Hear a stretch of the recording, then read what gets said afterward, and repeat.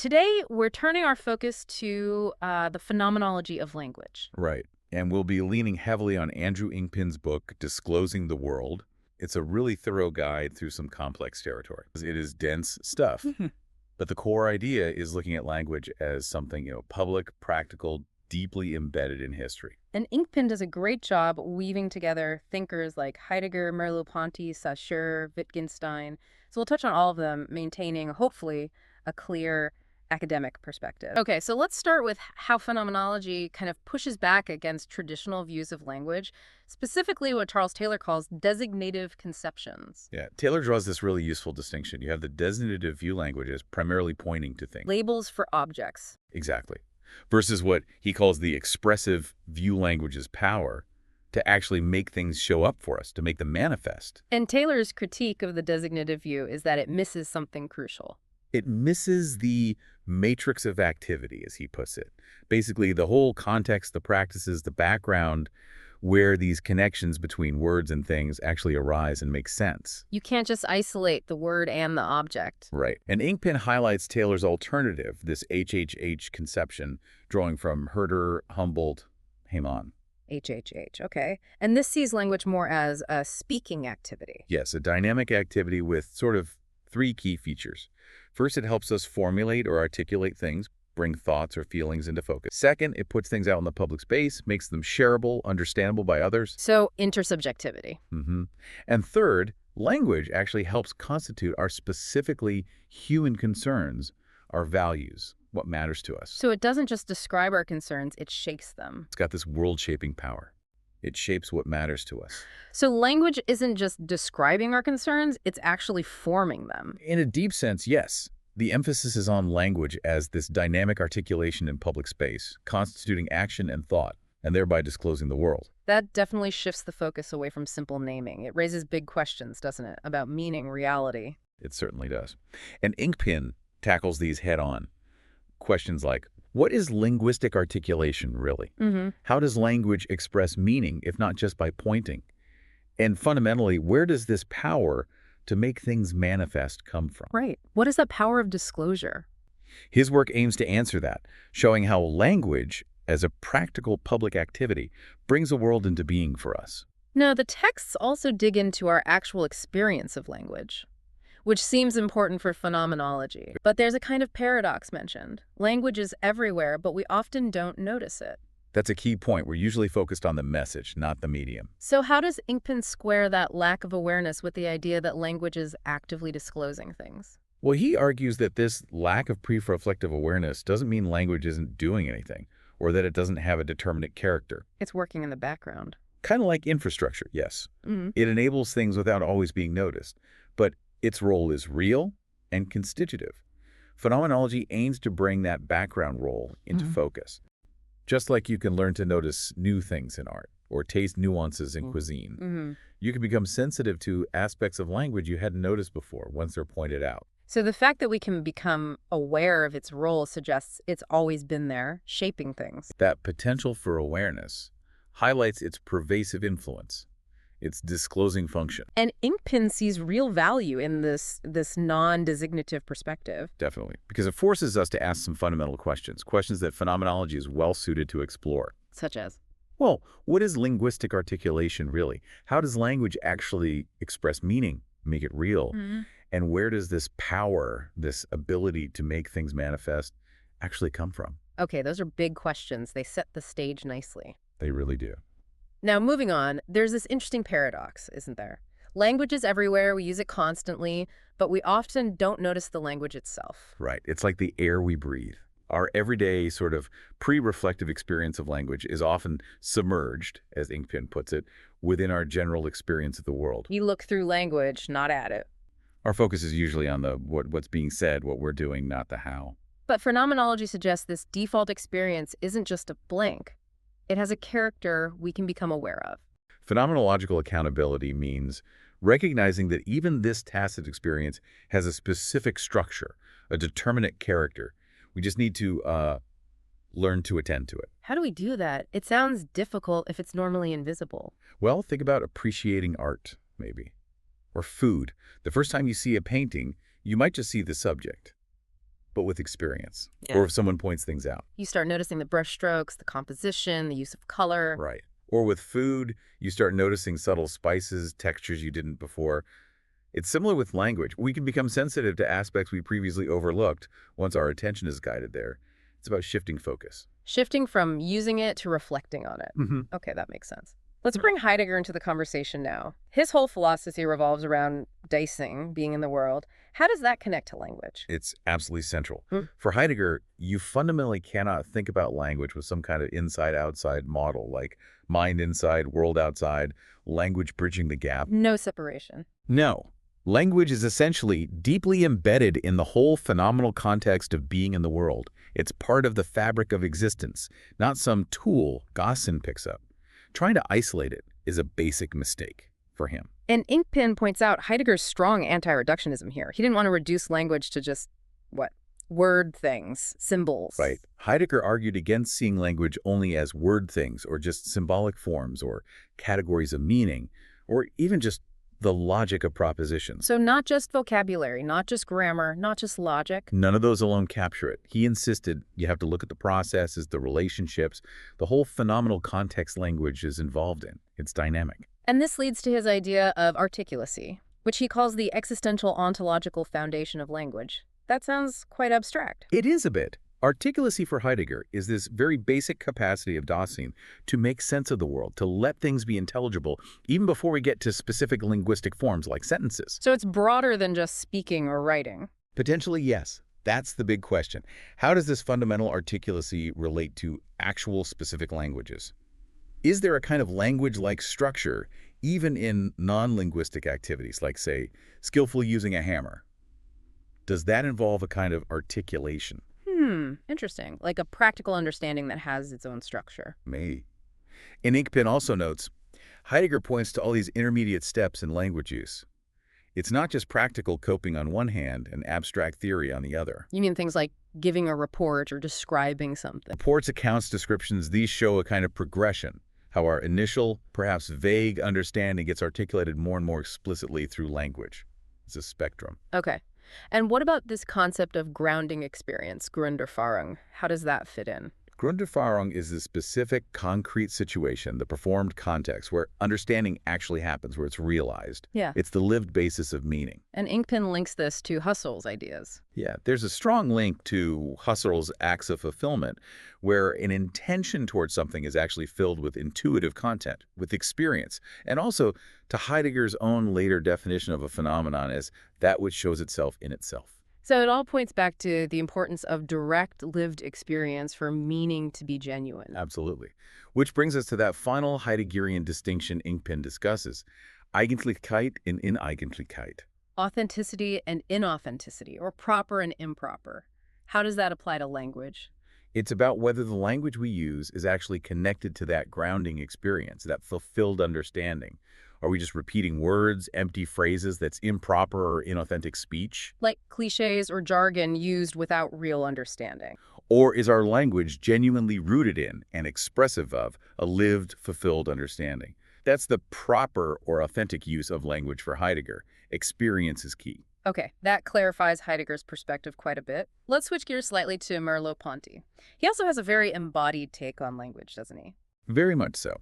His starting point is the phenomenology of lived sense, our direct bodily experience of the world. And the bodily schema is central here. Yes, the bodily schema is our kind of pre-reflective awareness of our body's position, its possibilities for movement, its way of being oriented in space. Merleau-Ponty argues this is fundamental. Our understanding of the world and even of language is grounded in this lived body. So our physical being shapes our understanding. Fundamentally. And from this perspective, Inkpin explains, Merleau-Ponty sees linguistic signs as coming to inhabit things. Language isn't just about the world, it gets woven into the world. Which gives language a certain efficacy, a power to shape our experience. It's not just a neutral tool for describing reality. The words we use, the structures of our language, actively shape how things appear to us, how we perceive and interact with the world. Language helps configure our reality. That's a powerful idea. And related to this is the concept of sedimentation of meaning. Right. Merleau-Ponty talks about how, Through history, through repeated use, and also through creative acts of expression, meanings get layered into language. They sediment. Like layers building up over time. Past uses, poems, novels, everyday conversations, they all contribute to the layers of meaning embedded in words and phrases, influencing how we understand and use them now. And this leads to his distinction between authentic speech and secondary expression. Yes, secondary expression is kind of the everyday, routine use of language, relying on those sedimented, established meanings. It's constituted speech. Using the language as it already exists. Right, whereas authentic speech is the creative moment, the expression that breaks new ground, that actually generates new sense, pushes the boundaries of the sedimented meanings. It's language coming alive, so to speak. The difference between just talking and saying something genuinely new. You could put it that way. One relies on the system, the other transforms it, even if just slightly. Okay, let's move from the embodied perspective to a more structural one with Saussure. He focuses on language as a system of signs, right? Difference, value, distinctness. Absolutely.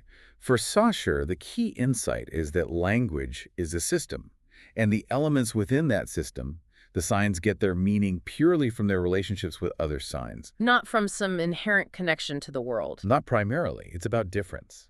A sign means what it means because it's not the other signs. Think cat versus bat versus mat. The difference in sound creates a difference in meaning. Okay. And value. Value comes from the sign's position within the whole system. The value of the signifier, the sound image like cat, comes from its relation to other signifiers. The value of the signified, the concept cat, comes from its relation to other concepts. It's all relational. And distinctness. That just means the sign's function is discrete, identifiable units within the system of differences. We can pick them out. Saussure also talks about levels. Acoustic images, ideas, then signifier signified, and finally the sign. Can you briefly map that out? Sure. At a basic level, you have the raw stuff, sounds, acoustic images, and thoughts or ideas. These are kind of messy, inhomogeneous. Pre-systematic. Sort of. Then the system imposes structure. The acoustic image becomes a defined signifier. The idea becomes a defined signifier set.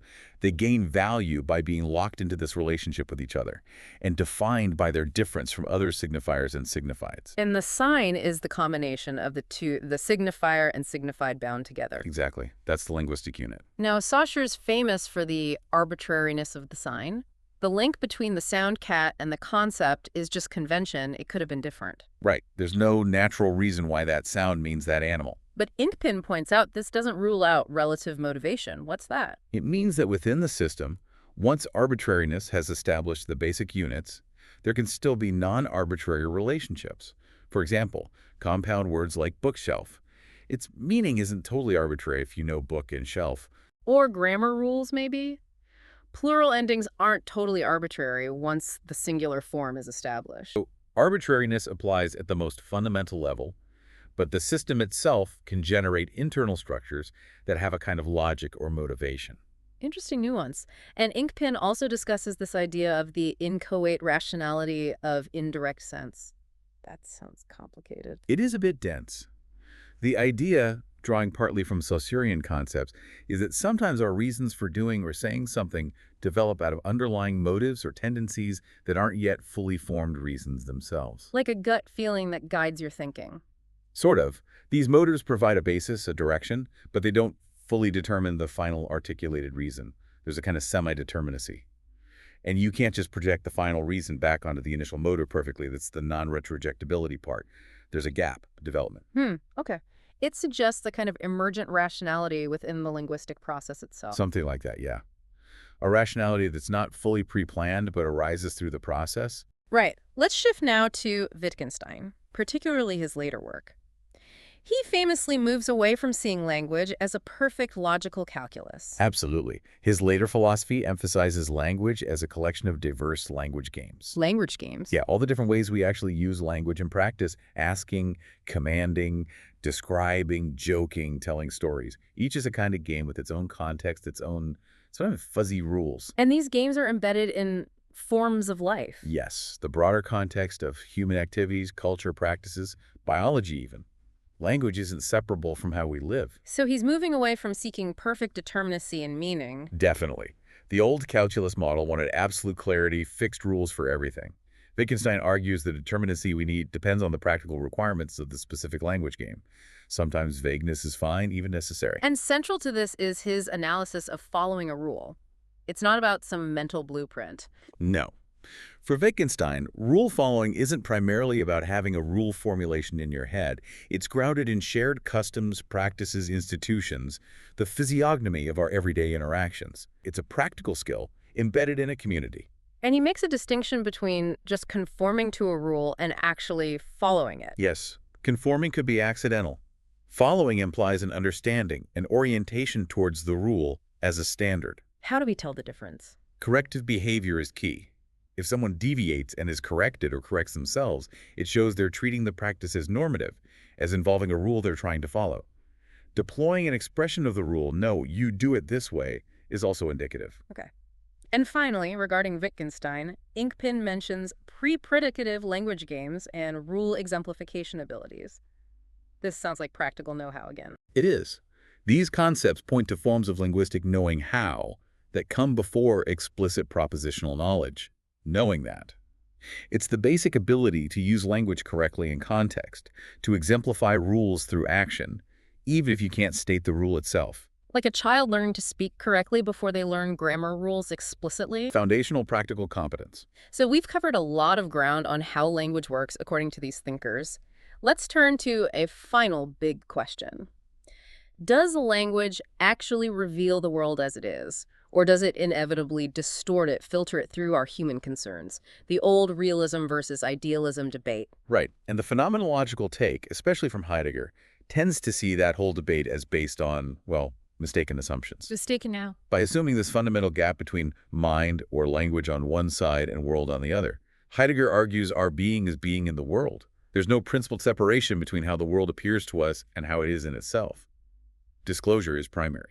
So language, being part of our being in the world, is part of that disclosure. It doesn't inherently distort. Exactly. Its role is both constitutive, helping shape what shows up, and mediative, but in a way that genuinely discloses or reveals reality, rather than acting as a distorting lens placed between us and the world.